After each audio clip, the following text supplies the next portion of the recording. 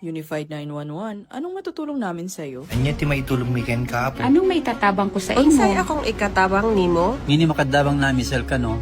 Sa anumang wika o dialekto, may tulong na darating sa iyo.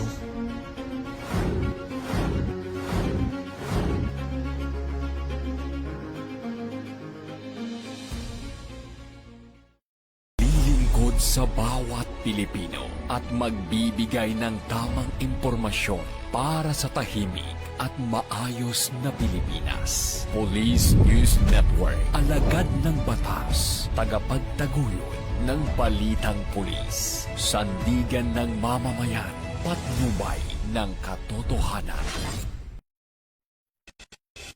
La Campo Crame, maghahatid ng pinakahuling kaganapan at nagbabagang balita. Ito ang PNN Police News Network. At ngayon, ang inyong mga tagapagbalita. Magandang hapon, Bagong Pilipinas. Ako ang inyong alagad ng batas, tagataguyod ng Balitang Pulis, Patrolman Don Brosas. Maghahatid sa inyo ng tamang balita, kwento ng pulis, at serbisyo para sa mamamayan, at ito ang PNP News Online. Ang pangunahing balita ng Police News Network, alagad ng batas, tagataguyod ng Balitang Pulis.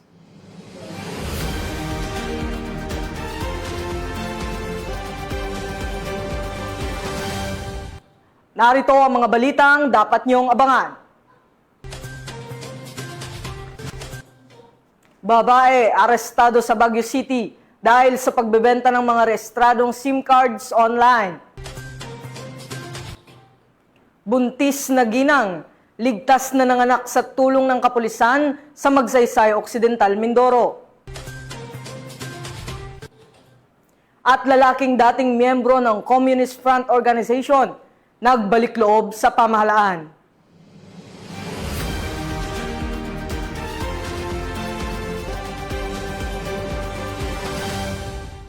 Narito ang mga balitang hatid ng ating PNN correspondents mula sa iba't ibang panig ng bansa.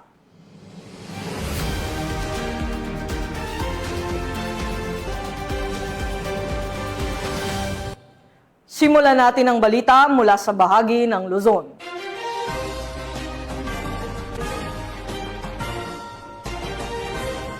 Para sa ating unang balita, walang takas ang isang babae sa isinagawang entrapment operation ng PNP Anti-Cybercrime Group sa Baguio City dahil sa pagbebenta ng rehistradong SIM cards online. Patrolwoman Mary Grace Artisuela sa report. Mahigit 70 pirasong rehistradong SIM card ang nakumpiska mula sa isang 27 anyos na babae sa isang entrapment operation na isinagawa sa Purok 2, Barangay Santo Rosario, Baguio City. Ayon sa mga otoridad, natukoy ang Facebook account ng suspect matapos itong mag-post sa isang Facebook page na nag-aalok ng mahigit 200 pirasong rehistradong SIM card. Agad na nakipag-ugnayan ang mga operatiba ng Mountain Province Provincial Cyber Response Team ng RACOCAR upang magsagawa ng entrapment operation.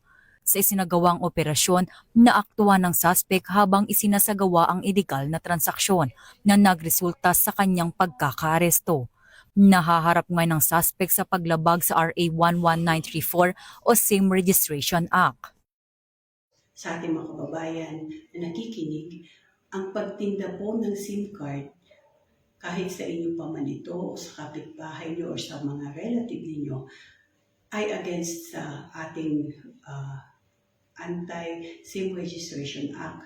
Ganun din po ang pagtinda ng e-wallet account. Kaya po, dapat po maging maingat po tayo sa ganitong aktibidades natin kasi po ito ay siguradong mahuhuli po tayo ng cybercrime group. Mula dito sa Campo Crame, ako ang inyong PNN correspondent, Patrolwoman Mary Grace Artisuela, nagbabalita para sa Police News Network, alagad ng batas, tagataguyod ng Balitang Pulis. Maraming salamat, Patrolwoman Artisuela. Agad na naaresto ng mga tauhan ng Marikina City Police ang isang lalaking sospek sa pang-hold up sa barangay ng Ka matapos ang mabilis na pagresponde mula sa tawag sa 911 emergency hotline. Nakatutok dyan si Patrolwoman Jenny May Dolor. Nito lamang September 11, 2025, mga bandang alas 7:40 ng umaga, isang pang-hold up ang naganap sa kahabaan ng Rosa Street, Barangay Nangka, Marikina City. Ang sospek ay kinilalang si alias Darrell na kasalukuyang nasa kustodiya na ng Marikina Police. Ayon sa salaysay ng biktima, bigla di umanong lumabas sa kanyang likuran itong sospek at tinutukan siya ng kutsilyo sa kanyang tagiliran at nagdeklara ng hold up. Nakuha ng sospek ang cellphone ng biktima at mabilis na umalis sa pinangyarihan ng krimen. Dagling humingi ng tulong ang biktima at nakatawag sa 911 at makaraan lamang ang 3 minuto. Matapos matanggap ang tawag, ay agad nakaresponde ang mga tauhan ng Sector 5 ng Marikina City Police Station na kasalukuyang nagpapatrolya malapit sa lugar ng insidente. Matapos makausap ang biktima ng mga rumesponding pulis, ay agad silang nagsagawa ng follow-up operation na nagresulta sa mabilis na pagkaaresto ng sospek na naabutan pa nilang tumatakbo patakas sa kahabaan ng F. Manalo Street, Barangay Nangka, Marikina City. Na-recover mula sa sospek ang isang cellphone na kinilala ng biktima na kanyang pagmamay-ari na nagkakahalaga ng 21,000 pesos, isang kutsilyo na may habang 10 inches na ginamit ng sospek sa krimen. Matapos basahan ng kanyang karapatan ang sospek, ito ay pansamantalang nakakulong sa Marikina City Police Station Custodial Facility para sa kaukulang disposisyon at ito ay nahaharap sa kasong robbery hold-up. Sorry po yung response was so quickly naman po nung tumawag po rin sa 911. A few minutes po, bigla naman po natin yung po ako and then agad po, dumating po yung tulong and thank you po kayo sa iyo kasi stress po sa kanya, natulungan po ako sa problema ko and then yun po, naibalik po sa akin kinuha sa akin na cellphone tapos eto po, ayos na po yung anumang tulong dapat ayos na din bibigyan ko po ng paraan para po mabigyan ko ng dapat na kaso po yung dapat na kasuhan. Yun lang po. Thank you. Maraming salamat po.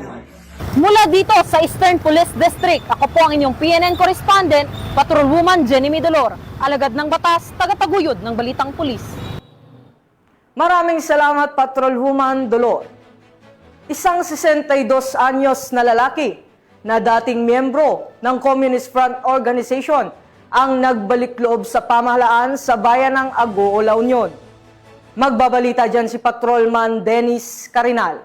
Isang 61 anyos na barangay tanod mula sa barangay San Manuel Norte, Agoo, La Union ang formal na kumala sa isang grupong pinaniniwalang konektado sa mga makakaliwang organisasyon matapos ang isang joint intelligence operation ng pulisya at mga opisyal ng barangay ito lamang September 13, 2025. Kinilala ang individual na Salya Supremo, isang miyembro ng grupong Timik Kinamnaman Nagitibabasit ang Mangalap Tila Union na umano'y underground mass organization ng progresibong grupong Anak Pawis sa lalawigan.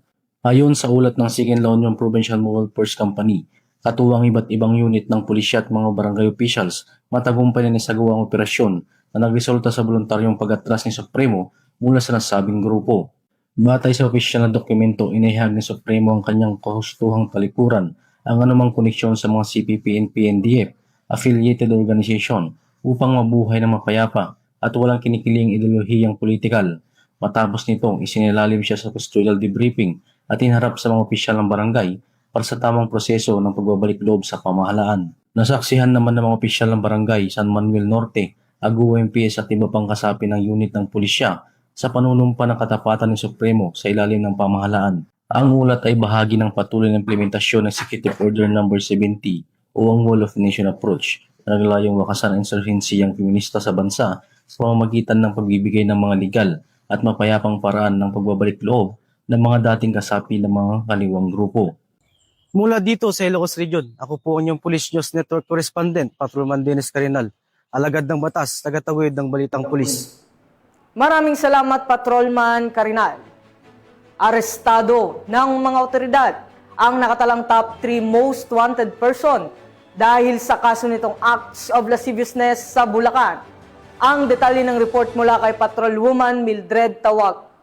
Matagumpay ang aresto ng mga otoridad ang isa sa mga top 3 most wanted person na may kasong acts of lasciviousness sa nagawang operasyon sa Barangay Poblasyon, Kalumpit, Bulacan.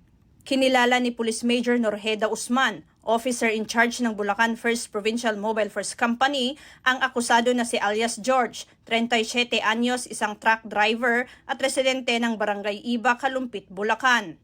Bandang alas 9 ng umaga nang maaresto ang sospek sa bisa ng warrant of arrest para sa kasong acts of lasciviousness sa ilalim ng Article 336 ng Revised Penal Code kaugnay sa Section 5 ng Republic Act 7610 o Special Protection of Child Against Child Abuse, Exploitation and Discrimination Act na may irekomendang piyansa na 180,000 pesos. Higit pang pinaiigting ng Bulacan PNP sa ilalim ng pamumuno ni Police Colonel Angel L. Garciliano, Provincial Director ng Bulacan Police Provincial Office, ang kampanya laban sa mga most wanted persons upang matiyak na ang mga lumalabag sa batas ay mapanagot at maprotektahan ang mamamayan laban sa anumang uri ng karahasan at pang-aabuso. Mula dito sa Bulacan Police Provincial Office, ako ang inyong PNN correspondent, Patrolwoman Mildred A. Tawagon, alagad ng batas, tagataguyod ng Balitang Pulis.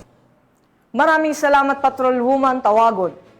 Samantala ligtas na nanganak ang isang buntis na ginang sa bayan ng Magsaysay, Occidental Mindoro sa tulong ng mga rumespondeng pulis. Yan ang balitang hatid ni Patrolwoman Dara Falogme. Isang 23 anyos na ginang nakatutubong mangyan ang matagumpay na naipaanak sa tulong ng mga kasapi ng kapulisan mula sa 2nd Maneuver Platoon, 1st Occidental Mindoro Provincial Mobile Force Company nitong Lunes, Setyembre 15, ganap na alas 2:30 ng hapon. Pinangunahan ni Police Lieutenant Normin A. Luis, platoon leader ng nasabing unit, ang agarang pagresponde at assistance kay Ginang Angelita A. Mindoro, residente ng Sitio Magarang, Barangay Nicolas, na noon ay nasa delikadong kondisyon ng panganganak. Sa pamamagitan ng kanilang kaalaman sa basic first aid, basic life support at combat medic skills, matagumpay na naipaanak si Ginang Mindoro. Agad rin siyang isinakay sa patrol car at inihatid sa Rural Health Unit sa Barangay Poblasyon upang matanggap ang karagdagang pangangalagang medikal. Ang pangyayaring ito ay malinaw na pagsasakatuparan ng 7-point agenda ng bagong Acting Chief PNP, Police Lieutenant General Jose Melencio Nartatis Jr. na nakatuon sa makatao, moderno at epektibong serbisyong pulisya. Ipinamalas ng mga tauhan ng 1st Occidental Mindoro Provincial Mobile Force Company ang tapang at malasakit sa pagtugon sa pangangailangan ng komunidad habang pinatitibay ang ugnayan ng pulisya at mamamayan. Mula dito sa home of the Police Eco Warriors, Calapan City, Oriental, Mindoro, ako ang inyong PNN correspondent, Patrolwoman Dara Falogme, alagad ng batas, tagataguyod ng Balitang Pulis. Maraming salamat Patrolwoman Falogme. Dinakip ng kapulisan ng isang lalaki sa bisa ng warrant of arrest dahil sa paglabag sa Republic Act 10175 o ang Cybercrime Prevention Act of 2012 sa Malilipot, Albay. Yan ang tinutukan ni Police Corporal Doxy Charis Casasos.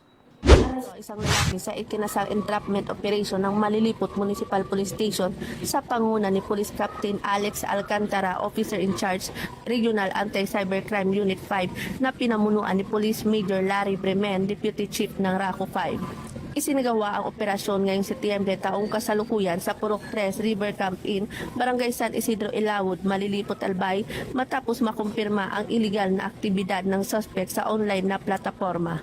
Kinilala ang suspect bilang isang 29 anyos na lalaki, walang asawa at residente ng Purok 6, Barangay Matalipni, Malinaw, Albay. Ang nasabing individual ay naharap ngayon sa kasong paglabag sa Section B ng Republic Act 7610 na isinabata sa ilalim ng Republic Act 11648 at kaugnay ng Section 6 ng Republic Act 10175 o Cybercrime Prevention Act of 2012. Ang suspect ay kasalukuyang nasa kustudiya ng mga otoridad habang inihahanda ang mga kaukulang dokumento para sa pagsasampa ng kaso. Mula dito sa Bicol Region, ako po ang inyong PNN correspondent, Police Corporal Doxy Charis Casasos, alagad ng batas tagataguyod ng Balitang Pulis.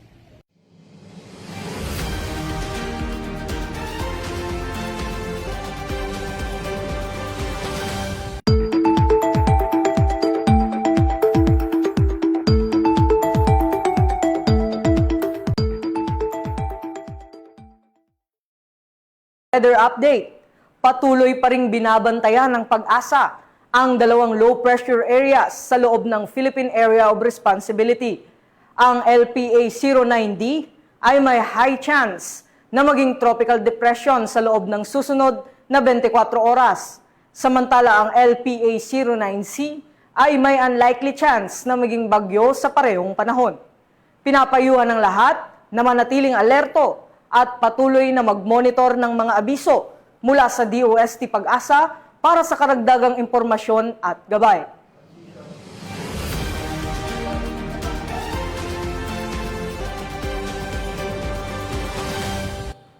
Tunghayan naman natin ang mga balita mula sa Visayas.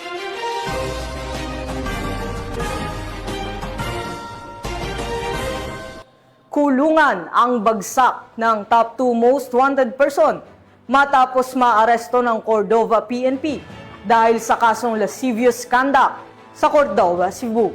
Magbabalita dyan si Patrolwoman Judith Nicanor.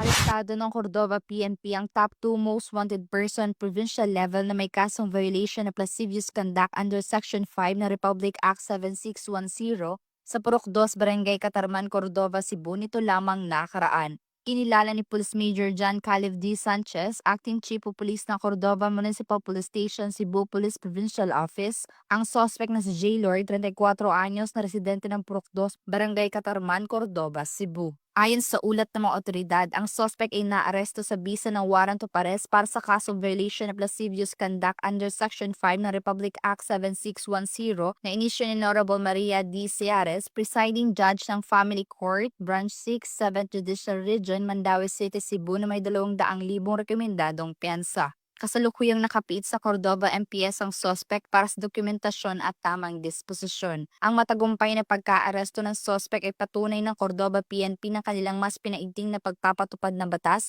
upang panatilihing ligtas at payapa ang komunidad, alinsunod sa direktiba ni Police Lieutenant General Jose Melencio C. Nartates Jr., Acting Chief Philippine National Police.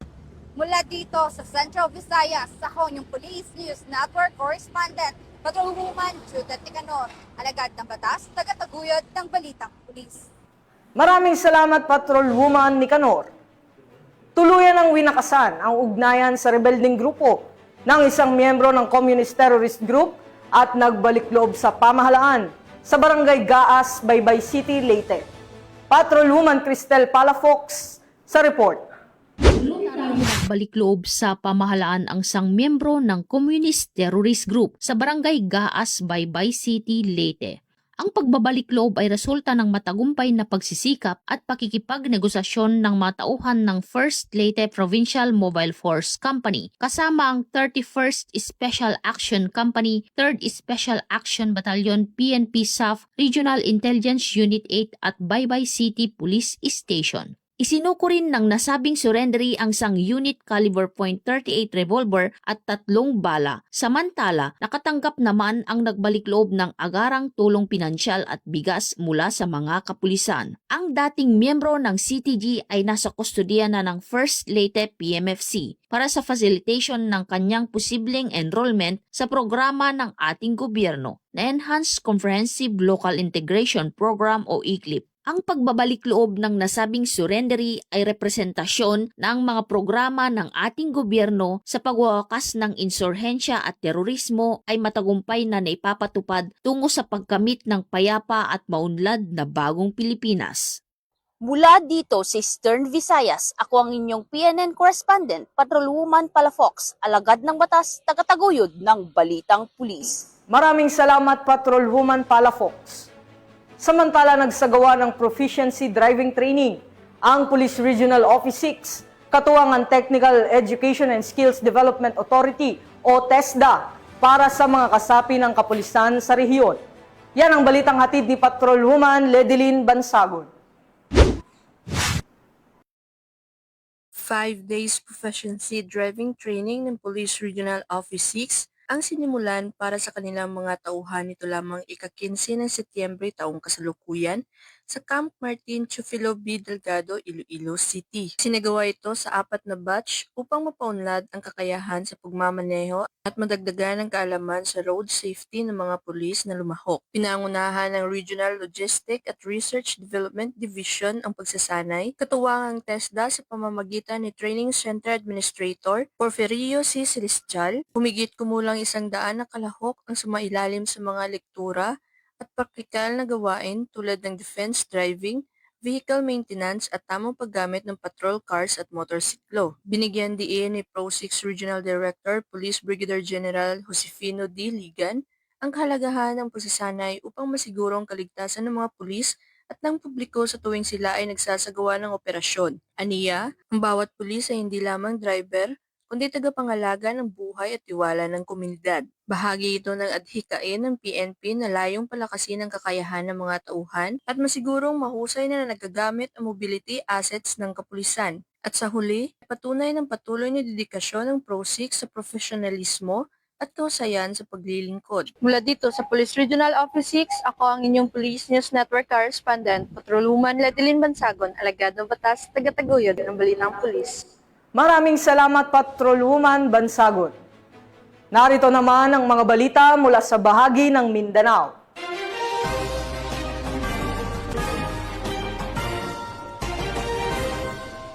Arestado ng kapulisan ang isang individual na may kinakaharap na kasong rape at sexual assault sa isinagawang operasyon sa lungsod ng Zamboanga. Ang report mula kay Patrolwoman Joyce Abiog.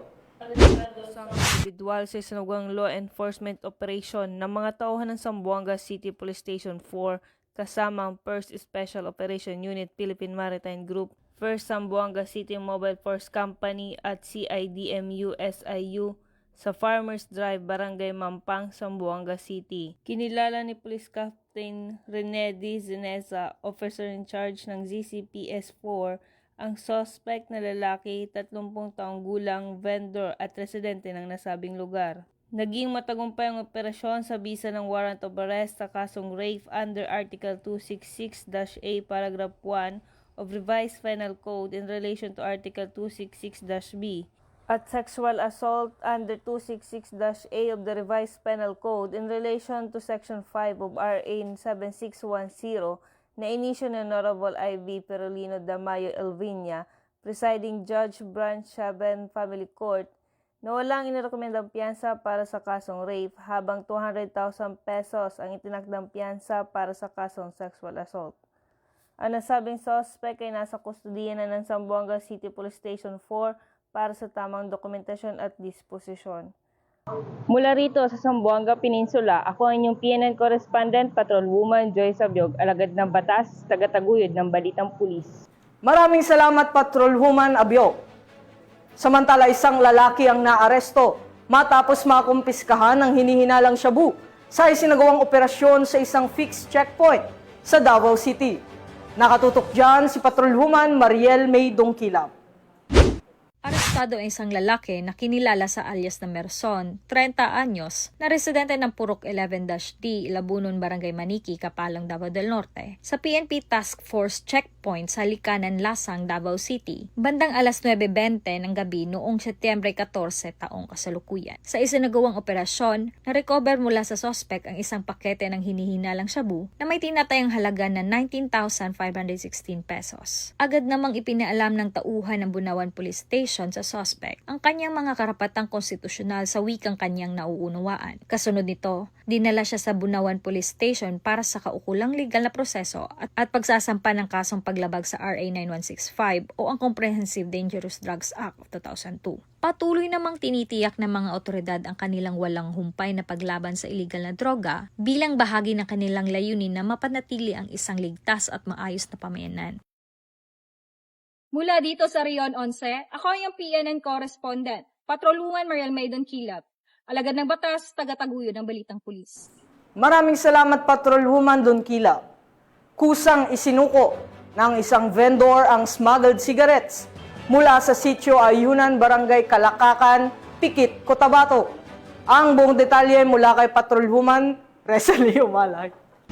Grupo ng isang vendor mula Sitio Ayunan, Barangay Kalakakan, Tikit, Cotabato. Ang 19 na rims ng Red Fort at 10 rims ng White L3 Menthol smuggled cigarettes na nagkakahalaga ng humigit kumulang 11,600 pesos noong gabi ng Setyembre taong kasalukuyan. Ayon sa vendor, napagpasyahan niyang magsuko matapos sa isinagawang information drive ng Pikit Municipal Police Station ukol sa masamang epekto ng paninigarilyo at parusa sa smuggling sa ilalim ng Republic Act 10863 o Customs Modernization and Tariff Act. Ayon sa PNP, ang kusang pagsuko ay patunay ng epektibong kampanya laban sa smuggling at panawagan sa mamamayan na makiisa para sa ligtas at maunlad na komunidad. Mula dito sa General Santos City, ako ang inyong PNN correspondent, Patrolwoman Resali Umalay, alagad ng batas, tagataguyod ng Balitang Pulis. Maraming salamat, Patrolwoman Umalay. Nasa kote ang 10 drugs.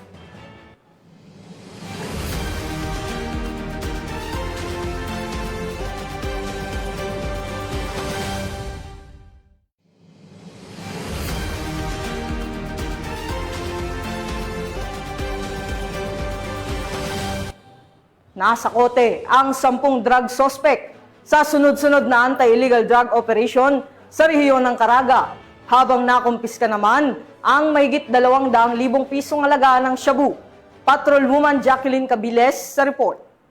Drug suspect kabilang ang 3 high-value individual ang naaresto at mahigit 212,000 pesos halaga ng hinihinalang shabu ang nakumpiska sa sunod-sunod na anti-drug operations ng pulisya sa Caraga. Sa Surigao del Sur, nahuli ang alias Wen, 33 taong gulang, matapos masamsam sa kanya ang 10 gramo ng shabu na nagkakahalaga ng 68,000 pesos. Naaresto rin sa Bislig City ang alias Fab sa buy-bust operation na may dalang 10,621 pesos na halaga ng droga. 2 pang sospek ang nadakip sa Surigao City, habang 3 naman ang nahuli sa Butuan City na may kabuang 47,600,000 pesos halaga ng shabu. Samantala, 3 street-level individual ang nadakip sa Agusan del Norte at Dinagat Islands na tinatayang 31,200 pesos halaga ng droga ang nakuha mula sa kanila. Sasampahan ang mga sospek sa kasong paglabag sa RA 9165 o Comprehensive Dangerous Drugs Act of 2002. Ayon kay PNP Caraga Director PB Gen Marshal Mariano Magistrado IV,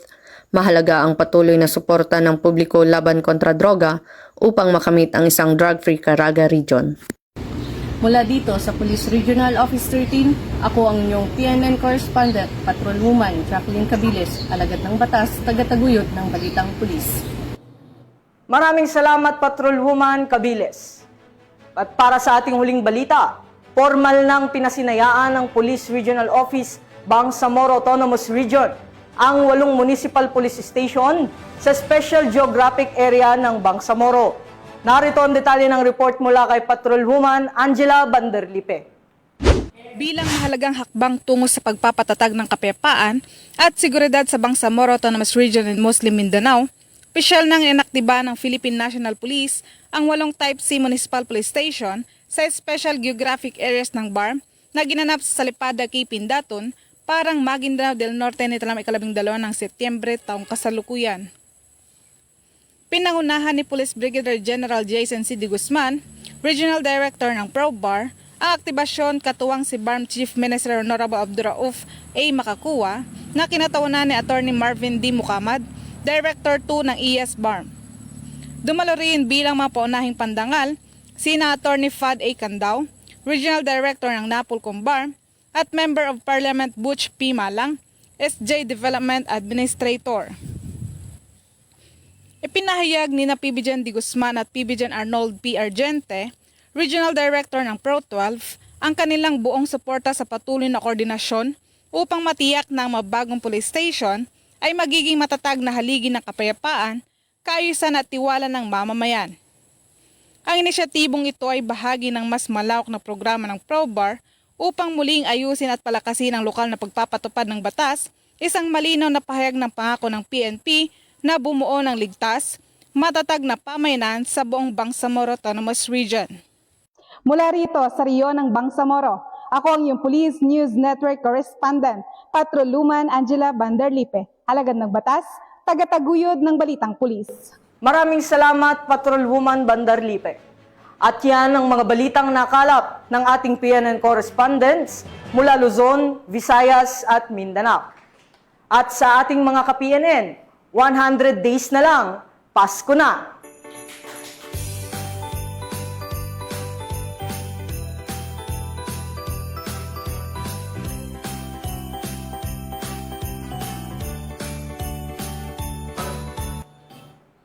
At sa ngalan po ng pamunuan ng Philippine National Police, sa pangunguna ni Acting Chief PNP, Police Lieutenant General Jose Melencio Nartates Jr.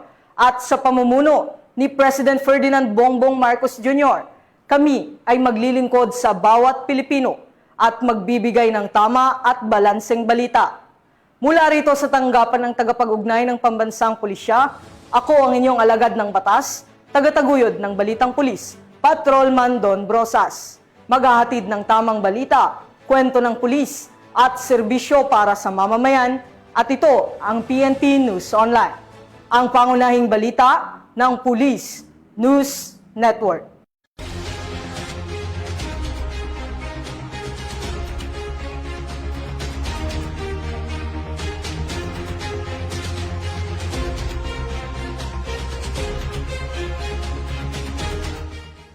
Police News Network, alagad ng batas, tagapagtaguyod ng balitang pulis.